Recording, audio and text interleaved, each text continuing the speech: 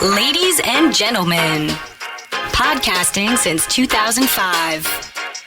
You're listening to Gamertag Radio with your host, podcaster Hall of Famer Danny Pena, the always opinionated Paris Lilly, and from outside of the norm, Peter Toledo.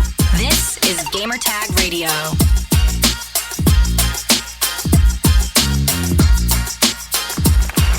All right, welcome to Gamertag Radio, brand new episode. This is episode 1050 here on Gamertag Radio, and this is your host, Danny Pena. And joining me for this episode, we have Pete. What's going on, Pete? What's up, dude? How you doing? Everything is good, man. Good. Everything is good. So, if you're listening to this right now, you could go back and listen to episode 1048 and 1049, which is hands-on impressions of two games, Watch Dogs Legions and also Assassin's Creed Valhalla is already out. I also have an interview with the game director of Watch Dogs Legions is also available there at one of the episodes. So make sure to go right now and listen to those. So we're going to be talking about Ubisoft Forward, the first one, which most likely the second one might be maybe sometime after or during Gamescom in August, because all these games is coming out during the holidays. So hopefully they'll show more stuff, more announcements. Before we start having the conversation about Ubisoft Forward, head over to gamertagradio.com, listen to our past episodes, and you could also find us on any podcast app. Just search for Gamertag Radio. Make sure to subscribe, post a review, and we want to hear feedback from you. And also questions and all that. So this is how you can contact us if you would like to be part of Fan Mail.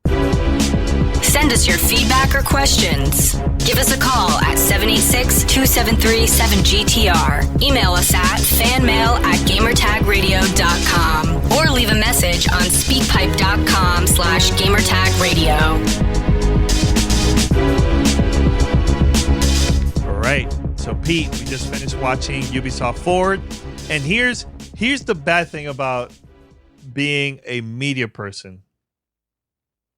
Sometimes you will know in advance all the stuff that you get that they're going to be announcing. So I already knew about Assassin's Creed and Watch Dogs Legions. The negative part about Far Cry, it got leaked this morning, and me, like an idiot, already clicked the trailer and I watched the whole thing that they showed here. But what about you, Pete? What did you think about that, man? Like, knowing everything before the press conference. So it's part and parcel of what we do, right? Having to have that knowledge of what's going to happen. I mean, it's kind of cool, not gonna lie. That part of that does have its little mystique of being part of the in crew, right? Of knowing what's to come. But that's also the responsibility we have as being part of the zeitgeist, right? There are some that take advantage of that, unfortunately, and they do it in the hopes of getting an extra clicks for their website or for the YouTube channel or for whatever. But it is what it is, right? It is what it is. Yeah, of course. So of course. So it's cool, but it's also our responsibility to uphold that. So yeah. Cool. This is just coming from someone that just loves surprises, and I'm just mentioning that as a fan of games, you know what I'm saying? So, but it's good. I hope everybody enjoyed watching the stream and our reaction and also commentary while watching Ubisoft Forward. So, first thing first, Pete, let's talk about your thoughts about Hyperscape, because I haven't heard anything about the game from you. Because I know this has been announced now for a while now. Yeah, it's been out for a while. I've watched streams of it. I wasn't part of any of the early access that we've seen. We've seen friends like Tim, aka Darkness429. He's been a really big proponent. I've seen streams of other players playing it, and it looks like fun. It definitely looks like something I could get into, at least for a short period of time. I have to actually play it before I can tell you whether it's something that will take over game time from the games that I most commonly play. While we were watching the stream earlier, one of the folks in this chat mentioned that and I don't know. Sorry, apologies. I don't know he or she, so I'm just going to say, he felt that there was too many BRs in this space, right? And I don't know if I feel the right way about that kind of comment, because I like competition, right? And I like that, everybody said the same thing about Apex when it came out, and Apex did a lot of things right. They launched the game. It was free. Who's going to argue with that? But they launched it free, and they brought things to the game that none of the other BRs or shooters were doing. Revives were possible. You could spot enemies without even having to be verbal on the mic. You didn't have to have a mic. And I loved that it was easy to pick up and play. And it's those things that, are big winning points for new titles as they come out.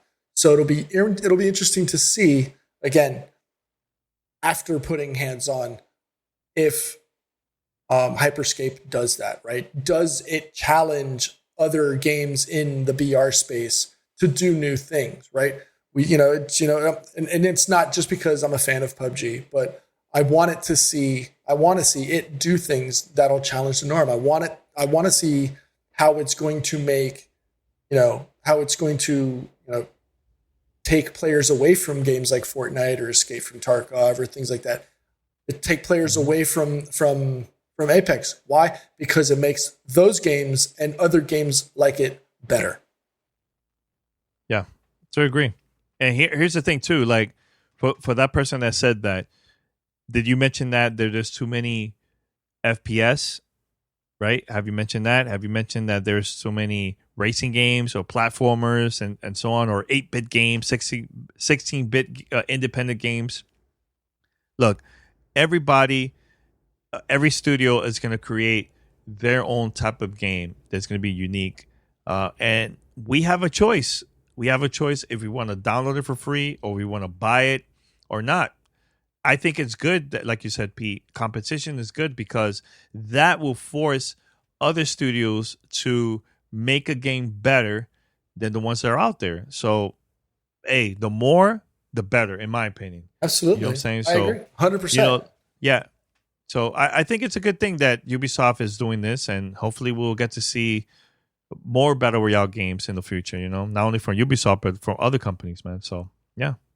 All right, let's talk very quick about Watch Dogs Legions. So I'm going to keep it real with you guys. I only got to play part 1. Didn't even bother with part 2. I played the recent one during our hands-on event that happened a couple days ago. And how I'll say this, Pete, like, I feel like the game is still early when it comes to like graphics. It's still early in my opinion. Hopefully we'll get to see like a better version in the future, right? But the thing that stood out to me the most about the game is that I could go anywhere in the city and I could recruit people to join my team. So let's say I see somebody that maybe it's a lawyer. I'll probably go to the courthouse of that around that city. I'll get a lawyer. The thing about the lawyer, his abilities that nobody else has is, let's say your character gets arrested, Pete. You will have a certain amount of limit of time that you can't use that character. You have to wait maybe 10 minutes or even more, and then that character is going to be free, and then you could use that again for your gameplay, right? But if you pick a lawyer, because that skills of them being a lawyer, now the time limit is going to be less than other characters. You know what I'm saying? Or one of the videos that they showed here was a construction worker. So that character is pretty good as melee, close combat. So you use the wrench to attack the enemies, like things like that. I love that. I think everybody's gonna have like their own unique way how they're gonna finish the game. I'm gonna have people in my team that Pete is not gonna have. You know what I'm saying? So I that's the part to me that stood out the most. I think I prefer close combat than shooting. And here's the reason why. When we were playing the game, we were actually streaming it through Parsec. So input lag is a little bit different than actually playing the game locally, right? So I was having at first issues to shooting the enemies, but when it comes to like close combat or driving, it was perfectly fine. It was more of just the shooting. In my opinion, I was just having a hard time. So that part I just didn't really enjoy, which I talked about on the podcast. But when it comes to actually recruiting people to join your team, I had a freaking blast with it. I was just like investigating. Like, all right, should I get the old lady? Should I get the graffiti artist? Should I get the lawyer? Should I get so and so? Awesome. I loved playing with the old lady every time I had a chance. I always picked the character that was outside of the normal scope of characters, right? Like, yes, I could have picked a security guard, or I could have picked the bouncer. I always picked the one that was going to be the most challenging. And maybe that's what made my gameplay experience a little more difficult, right? Because I'm choosing that 80-year-old lady who's walking around with a hunched back and stuff like that. So she's not going to be as sprightly or as nimble on her feet, right? She's not, she's going to need more hits on the enemy or the NPC for it to make a difference. So it's little things like that that I did appreciate. It was like, you can choose anybody in your field of view to pick. Right. And that was like, and then you get to go through the screen of, okay, well, this person can do this, person can do that. This person has done this. That was pretty cool. So I'm not going to say that it was a totally bad experience. I did think it was pretty cool. Yeah. I mean, look, like I said, it was a different experience for me because I was streaming it. So it's not the same. Right. But I believe that there's still time for Ubisoft to change my mind to make the game even better. I enjoyed it. I'm not saying that it's completely horrible. I'm not saying that, but it's different when you play a short demo from E3 or like an event like this, and then once the game comes out retail, it's a totally different experience. They make the gameplay better, everything just better. I'll give you a perfect example. I didn't like Alan Wake when they first announced this at E3. I was like, that game was whack. I didn't really care for it, nothing. But then I got an early copy of that game, and I enjoyed it. I loved it. To me, one of my favorite games from Xbox 360. So you also got to understand, we might have a different experience when it comes to like playing the game early, but once we get to play the official game, we'll change our mind.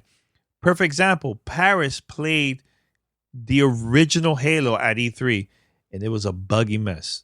He even said the game was not all that. The game came out, it was a game changer.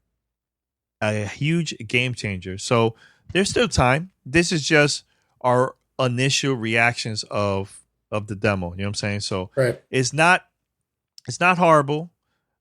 It's not the greatest. I feel like it's to me, in my opinion, it's decent. For you in Paris, you guys like it even more than me. You know what I'm saying? So, but let's talk about the next game, which is Assassin's Creed Valhalla. I enjoy that game so much. I was just exploring and doing missions the whole time. I actually found a hidden boss in the game in this demo, which I'm going to show that on Twitter. It's like a good 5 minutes or so. It took me like 3 tries to actually defeat that, but I really enjoyed the new Assassin's Creed Valhalla. I enjoyed it. I love the combat. I just love everything. The only thing I just didn't like at all was just the bolt that you will get together with other people. It's similar to like Black Flag and other games. I just didn't really care for it. I didn't enjoy it at all. But when it comes to like exploring and combat, close combat, boss battles, I had a blast with this, man. A blast. Now, what I did was when I got to play this game, I picked actually a female character instead of the male character, which I talked about a little bit more on the hands-on impressions. You're going to hear it in a few minutes if you want. But I felt, in my opinion, I feel like I connected more with the female character of Odyssey more than this one. I don't know why. It's just I felt more of a better connection with that character. But this one, it was a lot of fun. I had a blast playing Assassin's Creed Valhalla. A blast. But go ahead. So does it feel or play as if it's an Odyssey with a Viking skin on it? Because that's my biggest fear. Yes. Now here's the thing that I'll mention, which I talked about it on the podcast, but the problem that I had with Odyssey, I felt like the game was fun, but it was too much grinding. I didn't like the grinding on that game at all. It was just too much. Now, if you wanted to advance your character and level up quicker, you had to pay. I just didn't like that. I didn't like that at all. With this one, I didn't get that vibe. Again, that's a demo. Mm-hmm. Let's see how it is once the official retail version comes out. But I didn't get that vibe. Okay. Of like, I need to grind to level my character like the previous game. Because that was the thing that threw me off. I'm like, this is too much. Too much. It took forever to just level up. But aren't games like this and like Cyberpunk and other open world RPG, action RPG type games, aren't those, isn't that a necessary evil? Like, don't you need to do that that your character is able to withstand and get through the next, the more challenging levels later on in the game? Because let me tell you, I think yes. Cyberpunk had a lot of that. Cyberpunk had a lot, or not Cyberpunk. The Witcher. Sorry, The Witcher had a lot of that. But here's the difference, Pete. I feel like when I was doing missions and quests, and especially tons of side quests on The Witcher 3, on both, because I had it I played it on the Switch and also on Xbox One.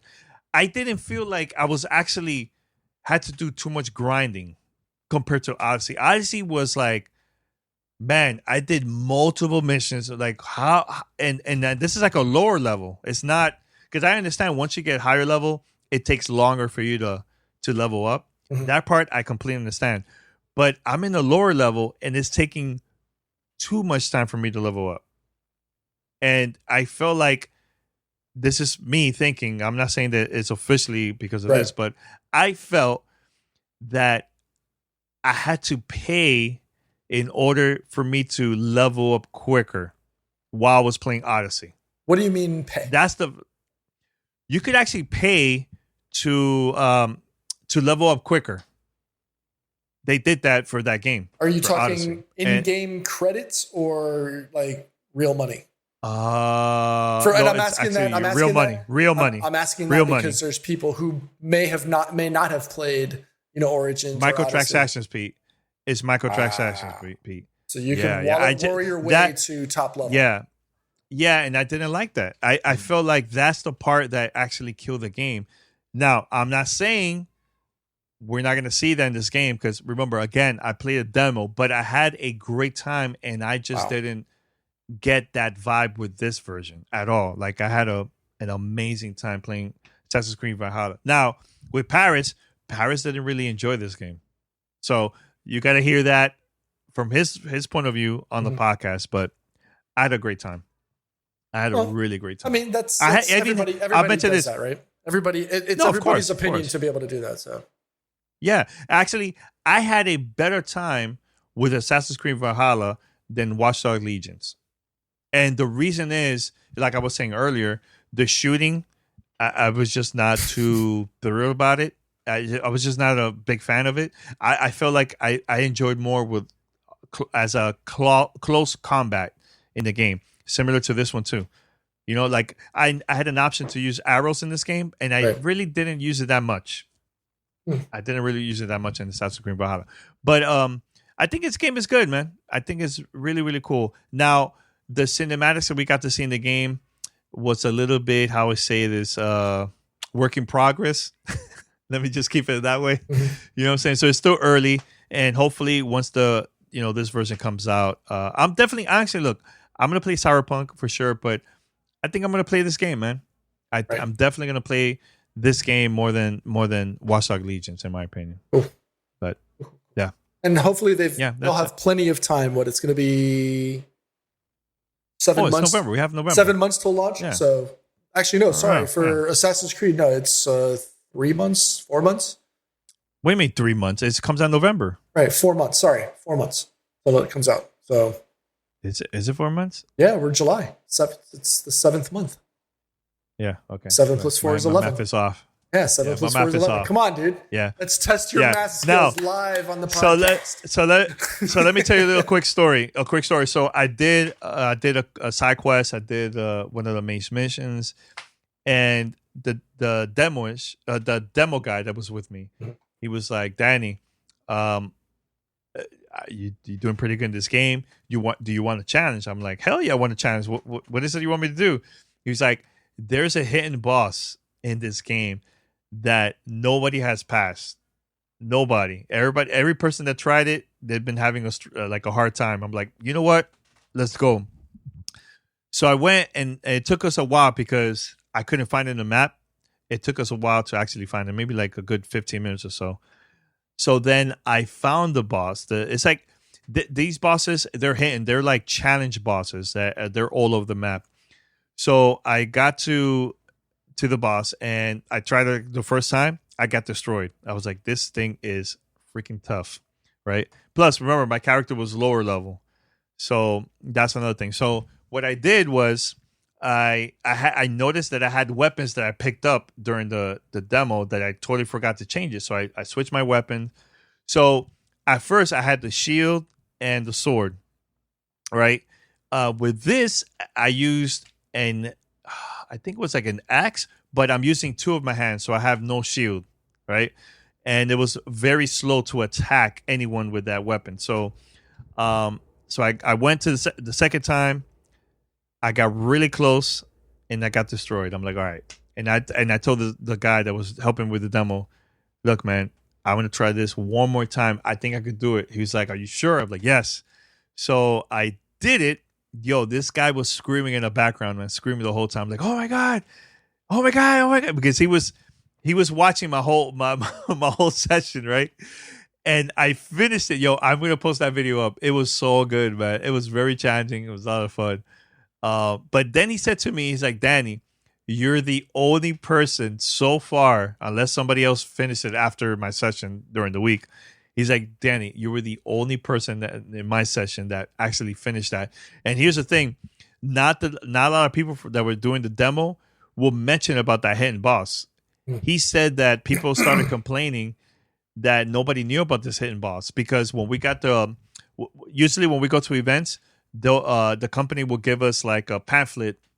It would show us the map. They'll show us like different parts of the map, right? And one of the pages was about that hidden boss, and nobody knew about it.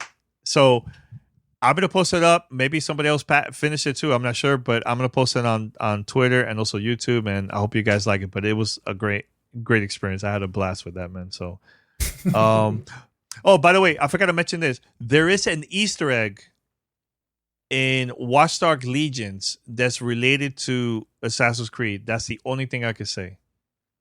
That I was like, oh, that's pretty cool. That I discovered during one of the missions. I was like, oh, that's cool. Super cool. I mean, they mentioned it during the presentation. One of the Easter eggs. There, so. Right. Yeah. And that's common. And that's common, so that's cool though. Yeah. Now, Pete, your thoughts about Far Cry 6, man? Because we had a blast playing Far Cry 5. Yeah. I'm glad that I'm not getting franchise fatigue, that they're doing an every 2 to 3 year run with that title. You know, I think, and I've been very, very vocal about this in the past. I think Assassin's Creed is a title that should do that. Like they took a year break off, and we saw a very, very good response from the community. We saw, journalists were happy that, hey, they're taking a break, and then they killed the good vibe. Me personally, by dropping what was it, Odyssey right after that, and I think they took 2 years now has it been 2 years now since Odyssey? Yeah, it's been 2 years. They took a break. Okay. I mean, which is good. It's good. Like here's I'm gonna mention this because I know people were talking about what I said about Paris, which again is in the podcast. So You listen to that, and you're gonna hear from him. But here's the thing: when we went to E3 and we got to see Assassin's Creed Odyssey, not Origins. It's only been like a year after the release of Origins. Paris, and you were there, Pete. Paris got to play, and he was like, I don't know, it's too early. Like, why would they release this game so quick? And he didn't like that set. He didn't like that game at all during E3. But then the retail version came out, and it completely changed his mind. Mm-hmm. Completely changed his mind. I get it. I get that. I'm just, I guess it's just that if they're following the same trend, then they took the year off and they're dropping Valhalla, which means that next holiday season or next, the year after, they're going to drop another game like that. I just wish they would give games a 2 to 3 year work. Now, knowing what we know about Ubisoft and how they build things, we know that they do what's called a follow the sun development cycle, right? It's not just Montreal that works on this. They work on Montreal, then it follows and it goes to San Francisco, then it goes over the sea, and it's worked on by the groups in Asia, and then after it follows through and it goes to the groups in Europe and right back to the United States. I understand that. Yeah. Because they have such a large team that is able to work on multiple things and just work on it globally, they can do that. I just wish that, Ubisoft and other developers or pubs did the same. They would take their time, as we've seen with other games, give it a 2 to 3 year break. Let gamers build on that, right? Build on that desire, build on that want and need, and take your time putting out the game. Mm-hmm. You know what I mean? That's my only concern. And I'm afraid that that's what's going to happen again, is that a year from now, we're going to get, another Assassin's Creed. And then maybe they'll do it again and they'll take another year off or two. But I just wish they would do similar to what they did with Far Cry. Release the game. Here's a little bit of DLC. Here's a little DLC. Take 1 to 2 years. Honestly, I think 2 years is probably a good minimal time for you to take off before you jump into that next iteration of it. No, but see, we say all this stuff about Ubisoft, but we're kind of sometimes contradicting ourselves, Pete, because we still play games like Call of Duty, which comes out every year. They have never taken a break, unless it's just studios taking breaks. But the actual name, Call of Duty, is every year. But you can't say we, because I have taken time off. I have not played iterations that have come out recently. Okay, so you can't really say that. Just because it comes out does not automatically mean I will jump in and play it, because I've proven that and I've done that personally. So again, if they want to send it to me, I'm not going to tell them no. But I'm just because they send it to me for review doesn't mean I'm not going to play it. If they send it to me for review, I will play it and I'll give my honest opinion. But that being said, I may not go out of my way and buy this game if that's how I feel at that moment. I just feel that, especially if you're saying that it does kind of feel like it's Odyssey with a Viking skin. Have they shown enough for me to want to change it and just go play it because it's an Assassin's Creed? Because I don't follow that. I don't follow that subscription of, just because I'm a fan, I have to buy it and play it. If I don't feel comfortable playing it again because it feels like a copy pasta job, no. But I didn't say that. What I said is there's stuff that they learn from Odyssey, but better in my opinion. Like certain things, less grinding. I feel like the enemies was doing certain things like attack wise that I didn't get that from Odyssey. Like there's things that I feel like it was better in certain ways than Odyssey, but there's stuff that I like from Odyssey that's not in this game too. So it's like, but I didn't feel like it was like a copy paste type game. I didn't feel like that at all. Now I can't compare Watch Dogs Legions to Watch Dogs 2 because I've never played part 2. And I know part 2 is way, way better than part 1, I bet. Right? So I enjoyed 2 better than 1. And that's one of those rare instances where the sequel was better than the original, in my personal opinion. You know what was the problem with 1? The problem with 1, I felt it was like a major downgrade after watching the presentation at the press conference. So once I started playing it, but it killed it for me. I'm like, what is the point of me playing this? Like, it completely killed it for me. I get you. But look, overall, I think this was a decent presentation. With Ubisoft like presenting this like to the masses. And they say there's another one coming up, which most likely might be in August. Sometime in August, maybe September, after or during Gamescom around that time. Because usually we always get invitations to go to a Gamescom type of event in San Francisco, and they'll show us all the games that are going to be available there at Gamescom. So I think Ubisoft might do something like that around that time. So a part 2 of this, So anything else, Pete, from this? I think that's it. I think it's a good. I think it's a good stop point right there. Yeah. But no Beyond Good and Evil. That's like what's going on with that. That's very disappointing. No Splinter Cell. Very disappointing. I kind of figured that would be. I didn't think that they were going to drop that on a Ubisoft Forward event. I think that's such a big title that it would warrant, if not its own, or at least a dedicated session. It's like. Just something that nobody would expect, and just drop it, because I don't know what the overall response was, and if people were expecting to see that. You know what it is? I'm tired of Ubisoft using Sam Fisher for teasers. So we got to see him in both of Ghost Recon games, and now this mobile game that's coming out too. I forgot the name of it. Elite Squad. Too. Tom Clancy's Elite Squad. Why can't we just have an official Splinter Cell official game like for next gen? I'm tired of this Sam Fisher and all these other franchises. Like, no, man. Splinter Cell, bring it back. It's time. It's time. No, I agree with you 100%. I just don't know if I don't know if it is, if they're ready to release it. We'll see. Hopefully this gen coming up. Next gen, hopefully we get to see finally.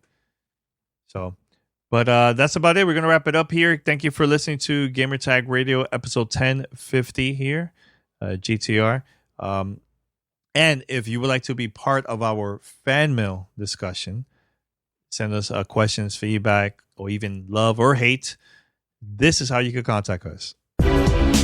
Send us your feedback or questions. Give us a call at 786-273-7GTR. Email us at fanmail@gamertagradio.com or leave a message on speakpipe.com/gamertagradio. All right, Pete. We're going to wrap it up here. Great. It was a great session, man, talking to you, man. Also streaming Ubisoft Forward, man.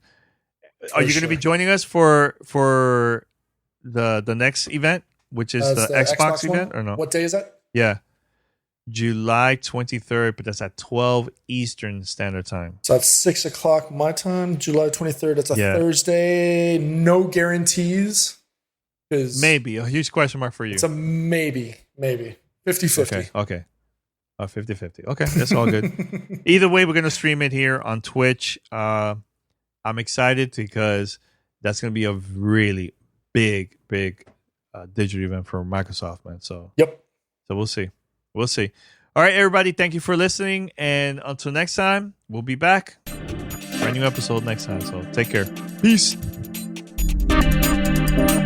Thanks for listening to Gamertag Radio. Be sure to like us on Facebook and follow us on Twitter.